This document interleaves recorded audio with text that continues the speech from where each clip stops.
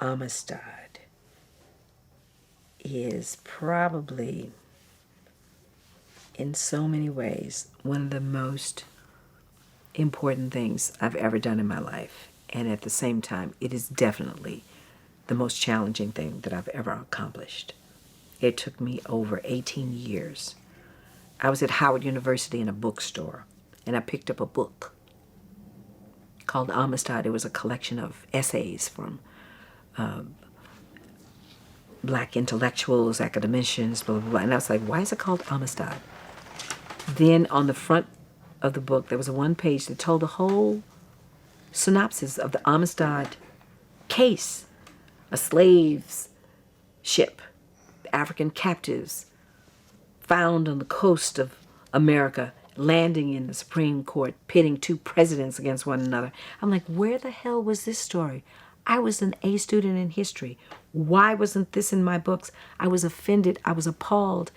I was enraged, and I was ignited to do something about it. And I knew we needed to make it a movie because the history books would never catch up in time. We needed to make it a movie so people would understand America's still who she's trying to become. And this image of this hero, Singbe, the way we say it, but Singbe, Pierre, is something we need. I've had every man in my family, my father, my uncles, all in the armed services. My father's buried in a veteran cemetery, as is all my uncles. They all served. My cousin died. Why is it every time I see a movie, so many movies about war and this, the black men are somewhere in the corner shuddering and crying and blah, blah, blah. You know, I said, we need this. So I was determined to tell this story. And this was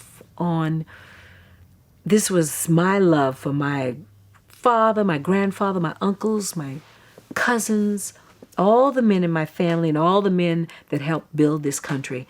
I did it for that and for us to finally face our shared history and look at it. It's one of the most difficult conversations right now to have in America about slavery. So Steven Spielberg, his son, and my son were in the same school. He had eaten some of my yellow grits over family breakfast, and I didn't approach him, but I said, I know I could, if I could just sit down with him. They said, you can't have a meeting with Steven. I was like, oh, please. So then finally, after I went through his executives, they said, okay, you got 10 minutes. 10 minutes turned to an hour and a half later. And I was so ready. Oh my God, after so many years of desperation and disappointment, you know, going into people's office where they go, oh, is it a musical? I'm like, oh, okay, what, kill the white people? That could be a number. I don't think so. No, it's not a musical. Steven Spielberg grasped this idea. It was fresh to him. It touched him. And every time, every question he had, I could answer because I had done my homework. I had done my homework. I knew this like the back of my hand. Where was the abolitionist movement at the time? Where was Congress? Where were the laws? Slavery, blah, blah, blah. And we made this movie.